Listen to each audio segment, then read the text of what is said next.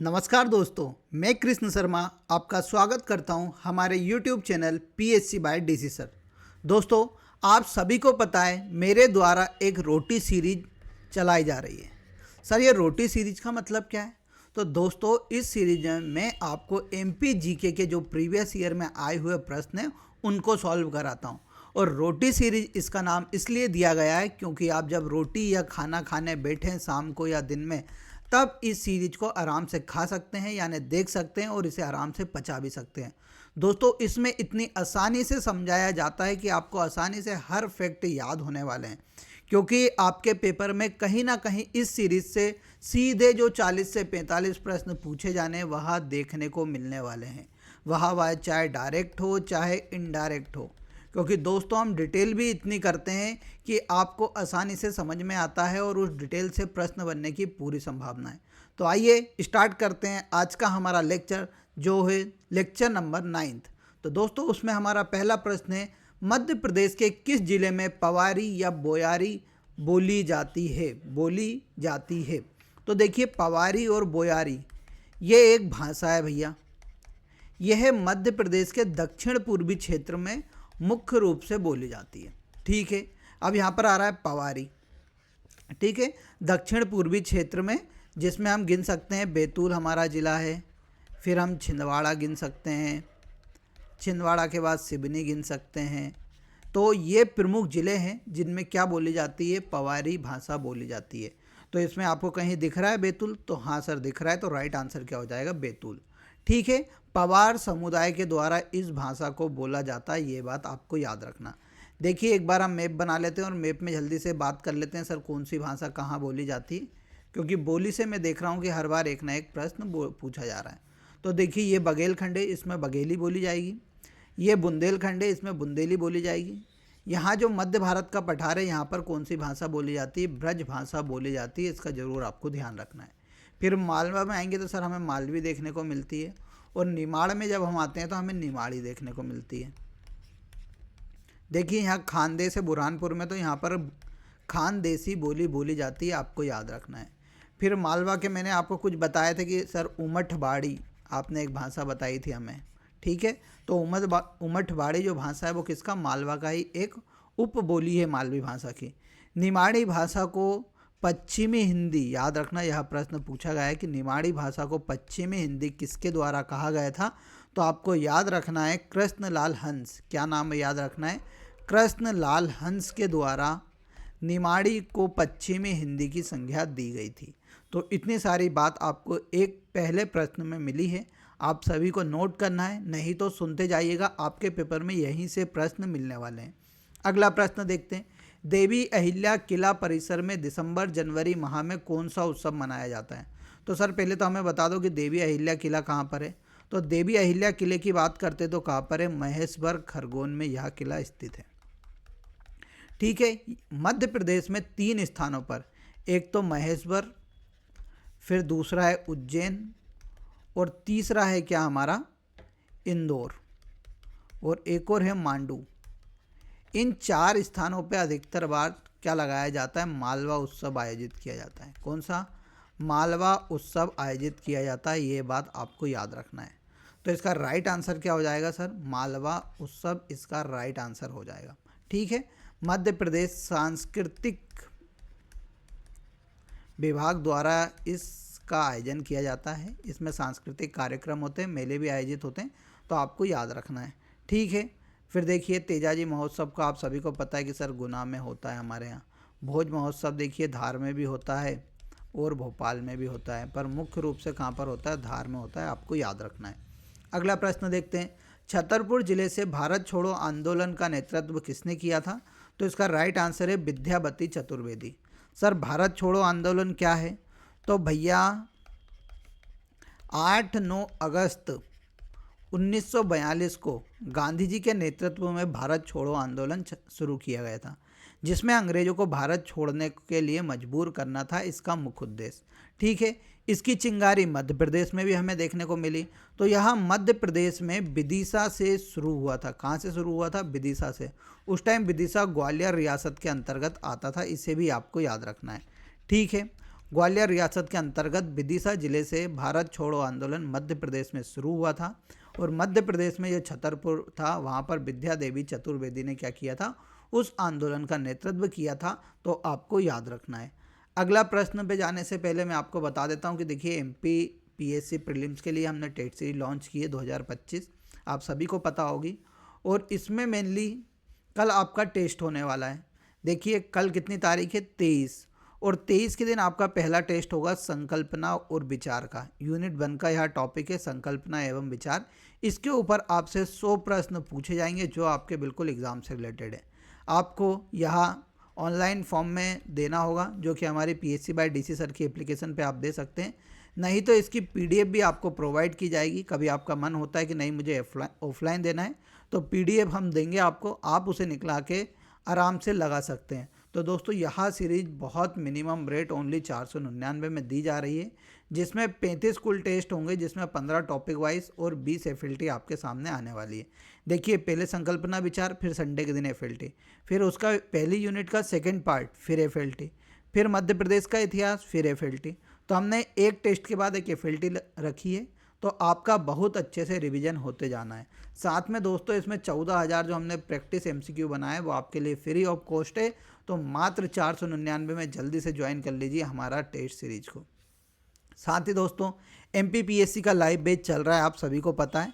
यहाँ भी minimum cost में 1999 में आप इसे भी आसानी से ज्वाइन कर सकते हैं। और यकीन मानिएगा कभी इसको आपने ज्वाइन करके एक बार देख लिया, आपका सिलेक्शन पक्का है, पक्का। यहाँ पर टीचर के द्वारा ऐसा पढ़ाया जाता है पूरा एनालिसिस बेस पे। तो आपको दोनों चीज़ें मेरे हिसाब से ज्वाइन करनी चाहिए, टेस्ट सीरीज भी साथ साथ कोर्स भी। परंतु कल आपका टेस्ट है तो इसके बारे में आपको बिल्कुल ध्यान रखना है, ठीक है। आइए अब हमारा अगला प्रश्न देखते हैं। पद्मगुप्त किस शासक के दरबारी कवि थे? तो भैया पद्मगुप्त के बारे में बात कर लेते हैं। तो सर पद्मगुप्त हमें परमार राजाओं के अंतर्गत देखने को मिलता है, ठीक है। हमने परमार राजाओं में इनका नाम सुना था।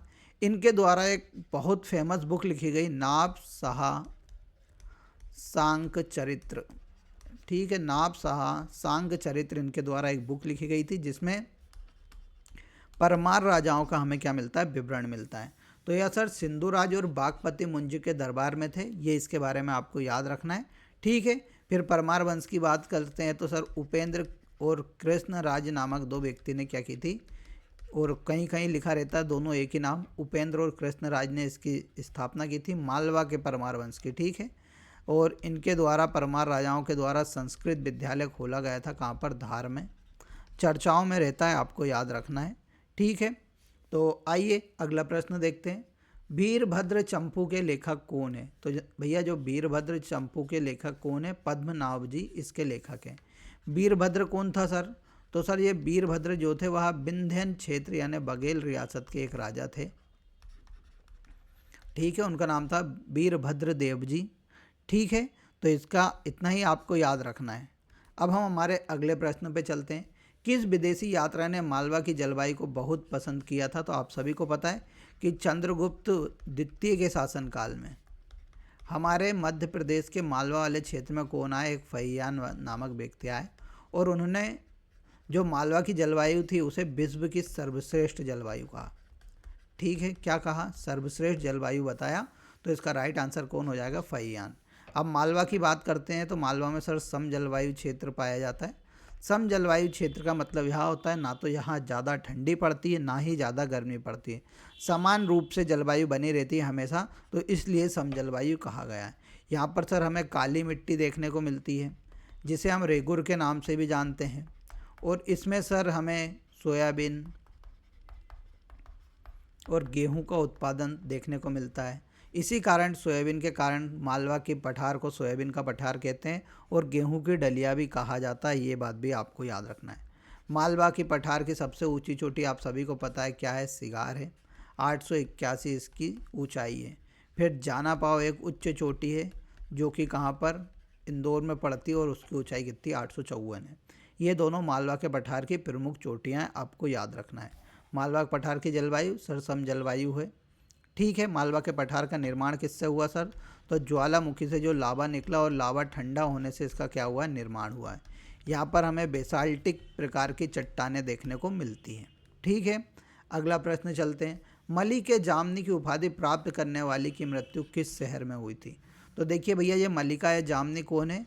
मुमताज़, आप सभी ने नाम सुन रखा होगा, सुन रखा है क्या? मुमताज़, जिसे अर्जुमंद बानो बेगम भी कहा जाता था, अर्जुमंद बानो बेगम भी कहा जाता था।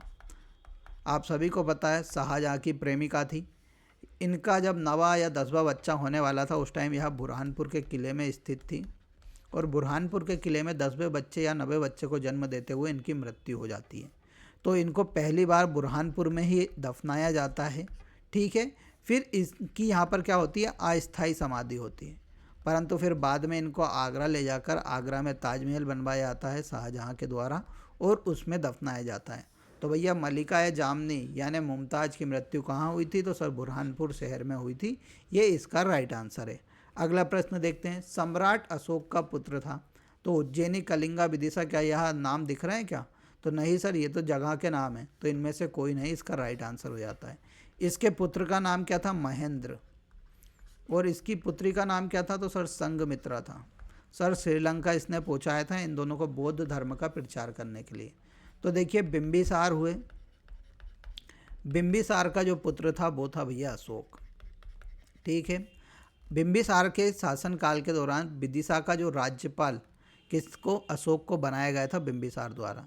जब यह कहाँ पर आ रहे थे? विदिशा आ रहे थे, उस दौरान विदिशा में आकर इन्होंने एक व्यापारी की पुत्री जिसका नाम महादेवी था, महादेवी से क्या किया था? विवाह किया था। ये बात भी आपको याद रखना है। यानी अशोक का ससुराल कहाँ पर है? तो सर वर्तमान विदिशा में उसका ससुराल है। फिर इसके दो पुत्र होते हैं, महेंद्र और संघमित्रा, जिनको यह बौद्ध धर्म के प्रचार के लिए श्रीलंका पहुँचाता है। अशोक ने हमारे यहाँ सांची के स्तूप का निर्माण कराया है, ये बात भी आपको याद रखना है, ठीक है। अगला प्रश्न देखते हैं, कालिदास रचित अभिज्ञान शकुंतलम का अंग्रेजी अनुवाद किसने किया था? तो भैया अभिज्ञान शकुंतलम की बात करते हैं तो सर यह शकुंतला और दुष्यंत की प्रेम कहानी पर लिखा गया एक नाटक है। क्या है? सबसे पहले तो याद रखना, यह क्या है? नाटक है। और इसका जो अंग्रेजी अनुवाद था वह सर विलियम जोन्स द्वारा किया गया था। और कब किया गया था? 1789 में इसका अंग्रेजी में अनुवाद किया गया था, आपको याद रखना है। देखो आप सभी को पता है कि जो कालिदास जी, जिन्हें भारत का शेक्सपियर किया कहा जाता है, उन्होंने महाकाव्य भी लिखे, खंड काव्य भी लिखे, और साथ साथ नाटक भी उनके द्वारा लिखे गए। उनने 2 महाकाव्य लिखे थे, 2 खंड काव्य लिखे हैं और 3 नाटक लिखे हैं। तो जब महाकाव्य की हम बात करते हैं तो रघुवंशम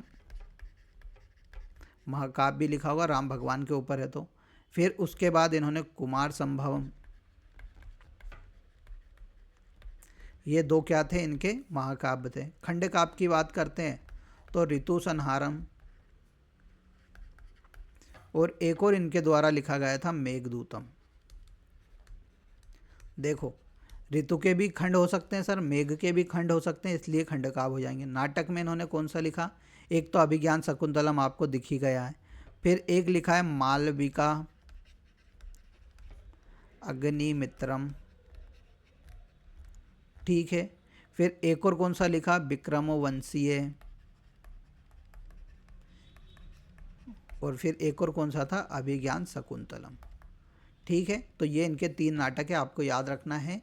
और यह जो चंद्रगुप्त द्वितीय थे, जिनने विक्रमादित्य की उपाधि धारण की थी और उज्जैन के राजा थे, उनके 9 रत्नों में यह शामिल थे। कभी आप कहाँ पर? उज्जैन जाएं, और उज्जैन में महाकाल मंदिर के बगल में माता जी का मंदिर है। माता जी के मंदिर में आप जाएंगे तो वहाँ पर आपको 9 इसके जो कवि थे, 9 रत्न थे चंद्रगुप्त द्वितीय के में, उनके आपको फ़ोटो देखने को मिलेंगे। ज़रूर देख के आइएगा, तब कभी भी जाएं आप, ठीक है। अगला प्रश्न पे जाने से पहले मैंने लाइव बैच का पहले ही बताया दोस्तों, बहुत इंपॉर्टेंट है। कभी आप डेली देख रहे हैं तो इसे आप ज्वाइन कर सकते हैं 199 में। बहुत अच्छे डिटेल से समझाया जा रहा है। यहाँ आपके लिए लाइव प्लस रिकॉर्डेड दोनों उपलब्ध है।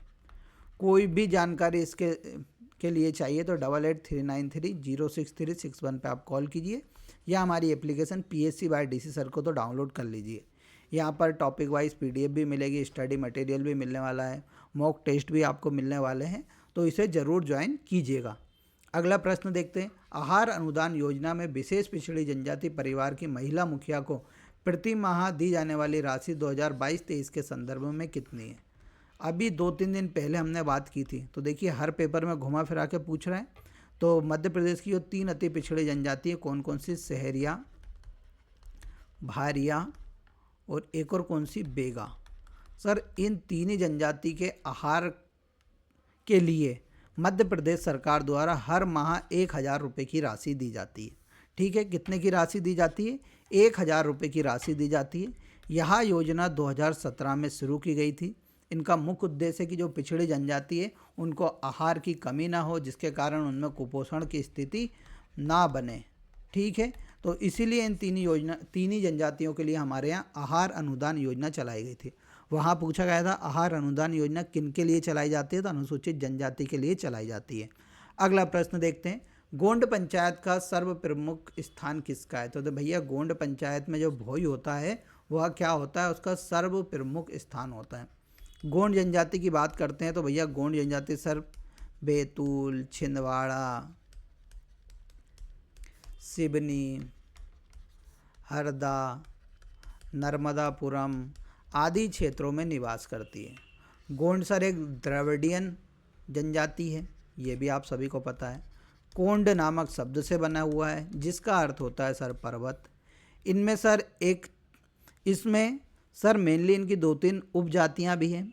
आप सभी को मैंने उपजाति पहले भी बताई थी, कौन कौन सी?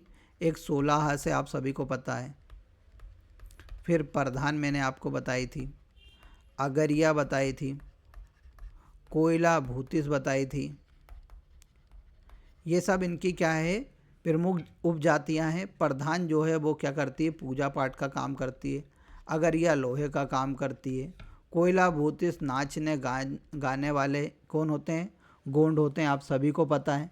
ठीक है, कमार है इनमें, आप सभी को पता है। फिर जो सोलाहस होते हैं सर वो बढ़ाई गिरी का कार्य करते हैं, ये भी आप सभी को पता होगा। फिर उसके बाद मैंने एक और आपको बताई थी मुड़िया जनजाति भी इन्हीं से संबंधित है, जो कि क्या है? गोंड की उपजाति है। फिर आपको इनके बारे में आपको 2-3 बात और याद रखना है कि इनमें एक विवाह चलता है दूध लोटावा, जिसमें फूफा मौसेरे का विवाह हो जाता है। दूध लोटावा प्रथा किसमें चलती है? गोंडों में चलती है, आपको याद रखना है। एक इनमें एक बहुत फेमस नृत्य है कर्मा नृत्य, इसे तो इम्पोर्टेंट याद रखना। इसे विश्व का सबसे पुराना नृत्य कहते हैं और ये किसके द्वारा किया जाता है? तो सर गोंड जनजाति के द्वारा किया जाता है। फिर देखिए अगला प्रश्न देखते हैं, इंडियन स्टेट फॉरेस्ट रिपोर्ट 2019 के अनुसार मध्य प्रदेश के किस जिले में उसके भौगोलिक क्षेत्र का सबसे अधिक वन आच्छादित क्षेत्र है? यानी कवर्ड सर्वाधिक फॉरेस्ट किस जिले में है? तो देखिए 2019 की रिपोर्ट के हिसाब से बालाघाट था, 2021 की रिपोर्ट के हिसाब से भी बालाघाट में हमारे यहाँ सर्वाधिक क्या है? फॉरेस्ट एरिया है। उसके बाद आता है नंबर श्योपुर का, ये बात भी आपको याद रखना है। उसके बाद आता है मंडला जिला। ठीक है, तो पहले पे बालाघाट, दूसरे पे श्योपुर, तीसरे पे मंडला। सर 2021 में रिपोर्ट आई जिसके तहत मध्य प्रदेश में 77,493 वर्ग किलोमीटर स्क्वायर का क्या है? फॉरेस्ट कवर्ड एरिया है, जो कि मध्य प्रदेश के क्षेत्रफल का 25.14% है। ये बात भी मैंने आपको बताया था। अधिसूचित क्षेत्र की मैंने बताई थी, जो गवर्नमेंट ने फॉरेस्ट डिक्लेयर कर रखा है, उसमें कितना है? 94,689 वर्ग किलोमीटर है, जो कि 30.72% के बराबर है। ये बात भी मैंने आपको बताई थी। सबसे कम जहाँ पर हमें फॉरेस्ट देखने को मिलता है उसका नाम है भैया उज्जैन, तो ये भी बात आपको याद रखना है। मध्य प्रदेश में सबसे ज़्यादा फॉरेस्ट है, ये तो 10 बार चिल्ला के आप सभी को बता दिया गया है। अगला प्रश्न देखते हैं, अनुसूचित जनजाति वर्ग के लिए नवीन उद्यमों की स्थापना हेतु तो प्रारंभ की गई योजना कौन सी है? तो आप सभी को पता है कि सर 2 योजना थी, एक तो तांत्या भील थी और एक और यहाँ चलती है भगवान बिरसा मुंडा स्वरोजगार योजना। ठीक है, कौशल विकास प्रशिक्षण योजना नहीं। आहार अनुदान योजना सर आपने बताई आहार के लिए, विशेष योजना विशेष कार्य के लिए बनाई गई है। तो मैंने आपको 2 योजना बताई थी, कौन कौन सी? बिरसा मुंडा और एक और मैंने बताई थी तांत्या भील योजना। इस योजना की बात करते हैं तो यह योजना के बारे में, यह योजना कब शुरू हुई थी ये बात आपको बताना है मुझे। ठीक है, साथ साथ बताना है कि सर इसमें कितने से लेके कितने उम्र तक के लोगों को शामिल किया जाता है। अब हम हमारा अगला प्रश्न देखते हैं, मध्य प्रदेश की जनगणना के अनुसार मध्य प्रदेश राज्य में सर्वाधिक अनुसूचित जातियों जनसंख्या वाला जिला कौन सा है, यानी सर्वाधिक एसटी अनुसूचित जाति या शेड्यूल्ड ट्राइब किस जिले में रहते हैं। तो देखिए भैया, जनसंख्या के आधार पर अलग बताना है आपको, और यहाँ पर जनसंख्या के आधार पर पूछा है, और प्रतिशत के आधार पर अलग है। तो जनसंख्या के आधार पर सर्वाधिक कहाँ देखने को मिलते हैं, तो धार में देखने को मिलते हैं, ये मैंने आपको बताया था। और परसेंटेज के तौर पे तो सर अलीराजपुर में देखने को मिलते हैं। जनसंख्या के आधार पर सबसे कम तो भिंड जिले में, और परसेंटेज के हिसाब से भी सबसे कम तो भिंड जिले में। सर मध्य प्रदेश में 21.1% एसटी जनसंख्या निवास करती है, जो कि भारत के किसी भी राज्य की अपेक्षा में सर्वाधिक जनजाति हमारे यहाँ कहाँ पर निवास करती है, मध्य प्रदेश में निवास करती है। मध्य प्रदेश की जो सबसे बड़ी जनजाति है वो कौन सी है, भील जनजाति। ये बात भी हमने पहले भी की थी, आज भी कर रहे हैं। ठीक है, अगला प्रश्न देखते हैं। 2011 की जनगणना के अनुसार मध्य प्रदेश की जनजातियों में सर्वाधिक जनसंख्या लगभग 59.9 लाख किन जनजातियों की है। तो दोस्तों इसका राइट आंसर है भील और कोल और कोरकू जनजाति हमारे यहाँ सर्वाधिक जनसंख्या में रहती है। ठीक है, ऐसे कभी आप देखोगे तो भील जनजाति हमारे यहाँ सर्वाधिक है, एकल देखेंगे। जब झुंड में देखेंगे तो कोल और कोरकू हमारे यहाँ सर्वाधिक निवास करते हैं, आपको याद रखना है। कोल जनजाति रीवा पन्ना के पठार में रहती है, रीवा सतना पन्ना में हमें देखने को मिलती है। कोरकू की हमने बात करी है कि सर मध्य सतपुड़ा क्षेत्र में निवास करती है। ये सब बातें मैं पहले ही आपको बता चुका हूँ। अगला प्रश्न देखते हैं। सहरिया जनजाति किसे अपना पितृ पुरुष मानते हैं। पिछले लेक्चर में ही हमने बात की थी, तो पितृ पुरुष ये मानते हैं नहारजा बाबा को। और जो वाल्मीकि जी है वह कौन है, इनके ईष्ट देव हैं या सर ईष्ट गुरु हैं। कौन, वाल्मीकि जी। फिर मैंने बताया था सहरिया शब्द शहर से बना हुआ है, और शहर का मतलब होता है वन, और यह अपने आप को भीलों का छोटा भाई भी मानते हैं, ये भी आपको याद रखना है। फिर इनके जो प्रमुख होता है उसे पटेल के नाम से संबोधित किया जाता है। दुलदुल घोड़ी, लहंगी, ये क्या है, इनके प्रमुख नृत्य है। ये वाली बात भी की थी। कहाँ रहती है सर, तो मध्य भारत के पठार में रहती। ये सब भी बातें मैंने पिछले लेक्चर में भी की थी, आज भी कर रहा हूँ। अगले बारे में अगला प्रश्न देखते हैं। भील क्रांतिकारी भीमा नायक एवं अंग्रेजों के बीच सतपुड़ा पर्वतों में पंचबावली नामक स्थान पर निर्णायक युद्ध किस वर्ष लड़ा गया था। तो भैया 1959 में यह युद्ध लड़ा गया था, इसके बारे में याद रखना है। भीमा नायक के बारे में मैंने आपको पहले बताया था कि निमाड़ क्षेत्र से यह लड़ते थे। इनका जन्म बड़वानी में हुआ था, ये बात भी मैंने आपको बताई थी। निमाड़ का रॉबिन हुड इन्हें कहा जाता है। इनका जो निधन होता है 1976 में पोर्ट ब्लेयर, जो कि कहाँ पर है, अंडमान निकोबार में है, वहाँ पर हुआ था। ये वाली बात भी मैंने बताई थी। फिर इनके बारे में और क्या बताया था मैंने कि सर यहाँ से ख्वाजा नामक व्यक्ति भी लड़े थे, जो भी किस जनजाति से थे, तो भील जनजाति से थे। दोनों के बारे में याद रखना है। भीमा नायक भी भील थे, ख्वाजा नायक भी भील थे, तो ये बात आपको ध्यान रखना है। ठीक है, अगला प्रश्न देखते हैं। द अगरिया बुक किसके द्वारा लिखी गई है। तो भैया द अगरिया बुक अगरिया जनजाति, जो कि गोंड की उपजाति है, जो कि लोहे का काम करती है, उनके ऊपर बेरियर एल्विन द्वारा लिखी गई है। ठीक है, अगला प्रश्न देखते हैं। राष्ट्रीय उद्यानों की सर्वाधिक संख्या कहाँ पर है। तो आप सभी को पता है हमारे मध्य प्रदेश में, और वहाँ पर कुल कितने 11 राष्ट्रीय उद्यान हैं। आज ही हमने सुबह पढ़ा था, उसमें मैंने आपको बताया था कि मध्य प्रदेश में कहाँ कहाँ पर राष्ट्रीय उद्यान है। एक बार मैपिंग के थ्रू देख लेते हैं, जिससे क्या हो जाएगा सर, हमें भी याद हो जाएगा। जल्दी जल्दी बता दो, ख़त्म करो लेक्चर, ज़्यादा लंबा मत खींचो। तो देखो, मंडला में कान्हा, ठीक है, उमरिया में बांधव, सीधी में संजय डुबरी, पन्ना में पन्ना, फिर सर यहाँ पर शिवपुरी में माधव, यहाँ पर सीहोपुर में पालनपुर कूनो, धार में डायनासोर, भोपाल में वन विहार, नर्मदापुरम में सतपुड़ा, सिवनी में पेंच, डिंडोरी में घुघवा।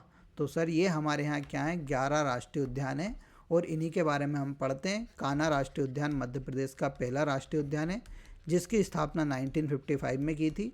940 वर्ग किलोमीटर क्षेत्र में यह फैला हुआ है। ठीक है, तो यही सभी बातें आपको याद रखना है। अगला है, मध्य प्रदेश के कान्हा राष्ट्रीय उद्यान को किस वर्ष टाइगर प्रोजेक्ट के अंतर्गत शामिल किया गया था। आज ही सुबह बात की है, सभी को पता होगा। तो सर आपने बताया था 1973-74 में टाइगर प्रोजेक्ट के अंतर्गत लाया गया था। तो इसकी राइट आंसर क्या होता है? 1973-74। देखिए, भारत में जो टाइगर प्रोजेक्ट आया वो कब आया? 1973 में आया।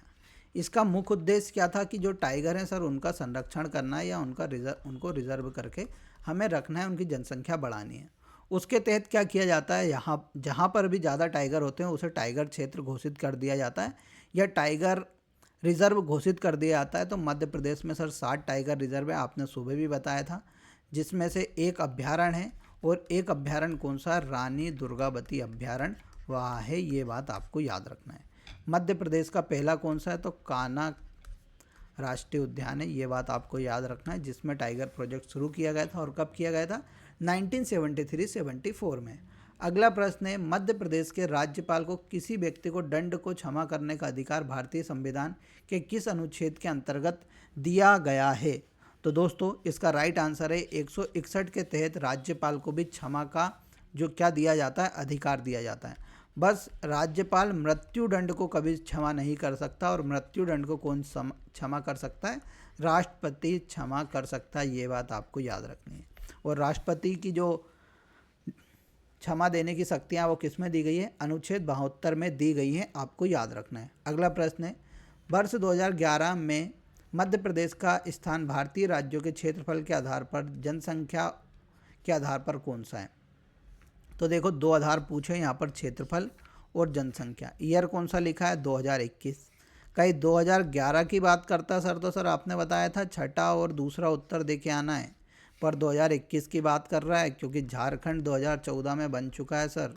तो अब हमारा मध्य प्रदेश कौन से नंबर पे आने लगा है? सर 5वें नंबर पे आने लगा है। कौन से नंबर पे आने लगा है दोस्तों? 5वें नंबर पे आने लगा है हमारा मध्य प्रदेश। तो देखिए कौन सा? तो क्षेत्रफल में सर दूसरा है, और जनसंख्या में 5वां, तो इसका राइट आंसर हो जाएगा दूसरा और 5वां। 2011 के हिसाब से पूछता तो मैं दूसरा और छठा लगा के आता, क्योंकि मध्य प्रदेश में सर लगभग 5.99% जनसंख्या निवास करती है, ये बात भी मैंने आपको पहले भी बताई थी। ठीक है, अगला प्रश्न देखते हैं। वर्ष 2021-22 में मध्य प्रदेश आलू उत्पादन में कौन से स्थान पर था? तो 5वें स्थान पर था। इसे अपडेट कर लीजिएगा 2023-24 में कौन से स्थान पर है, और अपनी कॉपी में लिख लीजिएगा। सब काम मैं नहीं करा सकता हूँ। अगला प्रश्न देखते हैं। मध्य प्रदेश में पंचायतों से संबंधित भारतीय संविधान की 11वीं अनुसूची में उल्लेखित पंचायतों को निम्नलिखित कार्यों को उनके सही क्रम पे जमाइए। तो देखिए, गांव में सबसे पहले कृषि होती है, फिर भूमि विकास होता है, फिर लघु सिंचाई और पशुपालन होता है। ठीक है, तो इसका राइट आंसर हो जाता है बी। तो देखो भैया, अनुसूची 11 में जोड़ा गया है पंचायतों को 73वें संविधान संशोधन द्वारा, और इसके तहत पंचायतों को 29 विषय प्रदान किए गए थे। ठीक है, 29 विषय में से ये कुछ विषय हैं, जिसमें सबसे पहले कृषि का काम देखते हैं वहाँ, फिर भूमि विकास का काम, फिर लघु सिंचाई का काम, और फिर पशुपालन का सिंचाई पंचायत मुख्य रूप से देखती है। अगला प्रश्न देखते हैं। मध्य प्रदेश राज्य योजना बोर्ड को खालिस्तान से राज्य योजना आयोग का नाम से जाना जाता है। राज्य योजना आयोग यानी किस वर्ष से राज्य योजना आयोग के नाम से जाना जाता है? तो मैंने आपको बताया था कि राज्य योजना आयोग को पहले राज्य मंडल आयोग के नाम से जाना जाता था, ये बताया था। कब बना था सर? आपने बताया था 24 अक्टूबर 1972 को यह बना था। उस टाइम प्रकाश चंद्र सेठी मध्य प्रदेश के मुख्यमंत्री थे। फिर इसका 2007 यानी 21 सितंबर 2007 के दिन इसका नाम बदलकर क्या कर दिया गया था? राज्य योजना आयोग किया गया है। इसका जो अध्यक्ष होता है वह मुख्यमंत्री होता है, तो वर्तमान में मोहन यादव है, और उपाध्यक्ष कौन है? सचिन चतुर्वेदी हैं।